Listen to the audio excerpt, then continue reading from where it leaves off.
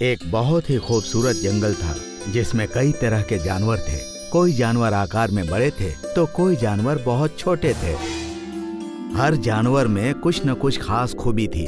इसी तरह जंगल में चींटियों का एक दल रहता था। इस दल में एक सबसे छोटी चींटी थी जिसका नाम नीमा था। वो जंगल के बड़े जानवर को देखकर सोचती थी कि ये इतने बड़े क्यों हैं और मैं इतनी छोटी क्यों हूँ। एक दिन जंगल में तेज हवा चली जिससे सारी चींटियां इधर उधर फैल गईं। नीमा चींटी भी हवा से बहुत दूर उड़ गई थी और अपने सभी साथियों से जुदा हो गई थी। कुछ वक्त के बाद हवा थम गई। ओहो, ये हवा भी ना कहाँ से लाकर कहाँ पटक दिया मुझे। ना जाने मेरे बाकी दोस्त कहाँ होंगे।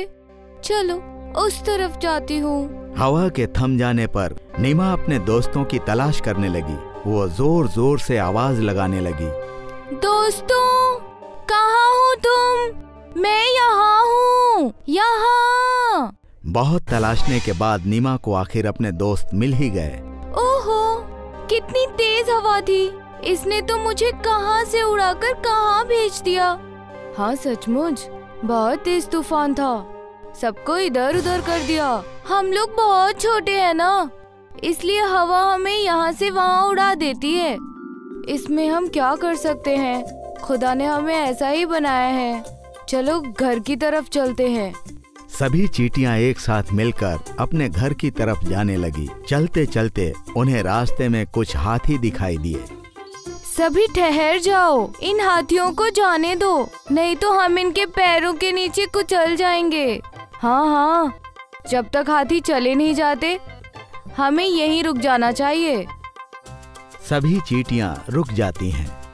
काश खुदा ने हमें भी इतना बड़ा बनाया होता तो हमें बार बार ये परेशानी नहीं होती। कभी हवा यहाँ से वहाँ पटक देती है तो कभी कोई जानवर पैरों से कुचल देता है। ऐसा नहीं है नीमा, मालिक ने हमें कुछ सोच समझ कर ही बनाया है। हर जानवर का अलग अलग आकार होता है। ऐसा नहीं है कि सिर्फ हमको ही परेशानी होती है, बड़े जानवरों को भी बहुत सारी परेशानियां होती हैं। कुछ भी हो, फिलहाल है तो वो हमसे बड़े ही ना।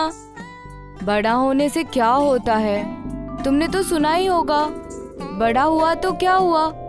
जैसे पेड़ खजूर, परिंदों को छाया नहीं, फल लागे काफी दूर। ओहो, रहने भी दो, जब देखो इल्म देना शुरू कर देती हो। चलो रास्ता खाली है, घर की तरफ चलते हैं। अब सभी हाथी निकल चुके थे और रास्ता खाली हो चुका था।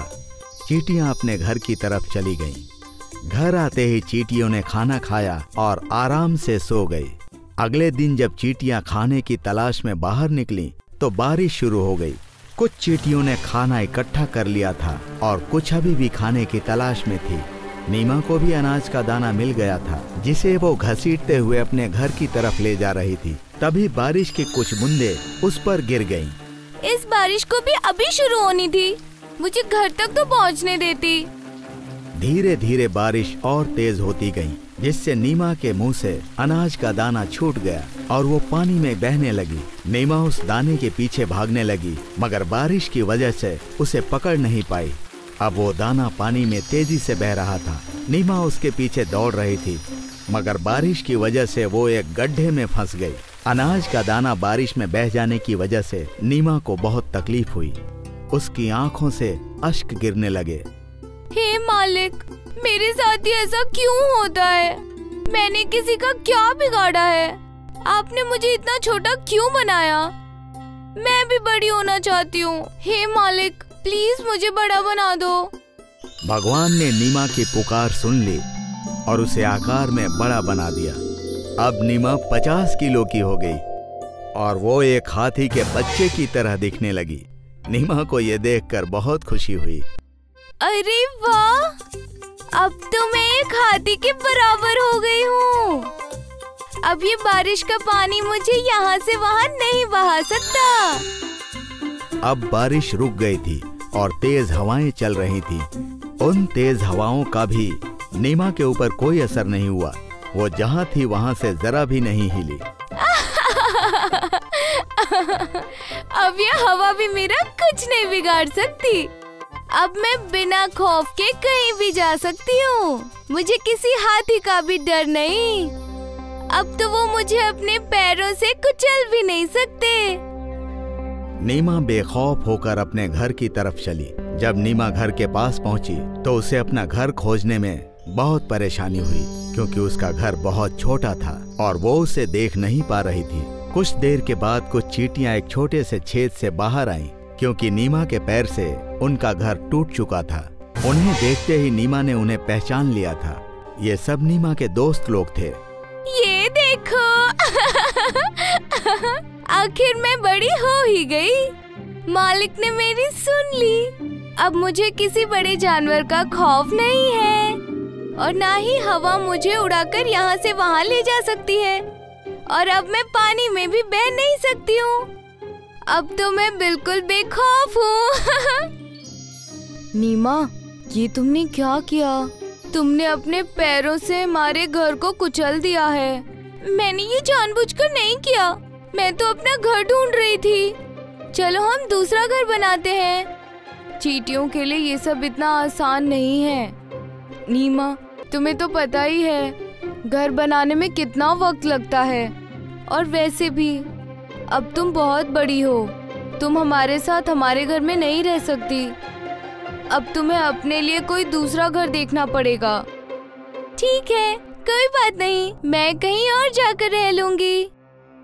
अब नीमा जंगल में अपने लिए घर की तलाश करने लगी, पर उसे रहने की कहीं भी जगह नहीं मिली। नीमा पूरी रात भटकती रही, मगर उसे सोने के लिए घर नहीं मिला। वो चलते चलते थक गई और उसे बहुत जोर की भूख लगने लगी। वो खाना तलाशने लगी। उसे कुछ छोटे छोटे दाने मिले जो उसने तुरंत खा लिए। अरे ये क्या? इन दानों से तो मेरी भूख ही नहीं मिट रही। नीमा अब और दानों की तलाश करने लगी। उसने कुछ और दाने खाए, मगर इससे भी उसकी भूख नहीं मिट रही थी, क्योंकि अब उसका पेट बड़ा हो गया था। उसे बहुत ज्यादा खाने की जरूरत थी, मगर उसे खाने के लिए कुछ भी नहीं मिल रहा था। आखिरकार थक हार कर जब वो एक दरख्त के नीचे लेटी हुई थी तो बहुत सारे मच्छर आकर उसे जोर जोर से काटने लगे। नीमा इन मच्छरों और भूख से बहुत परेशान थी।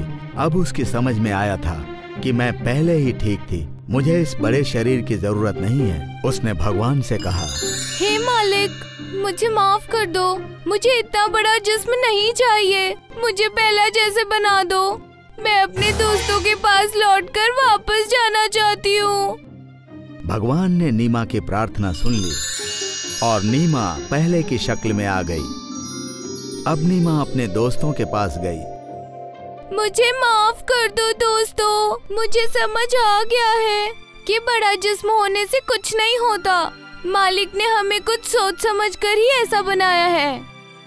नीमा ने अपने दोस्तों के साथ मिलकर नया घर बनाने की कोशिश करने लगी और इन सबों ने आखिरकार एक नया घर बना लिया। ओहो, आज बहुत काम कर लिया। अब मैं थक गई हूँ। ये लो, कुछ खाना रखा हुआ है, खा लो। नीमा ने खाना खाया और सारी चींटियां फिर से जंगल में खाने की तलाश में गईं।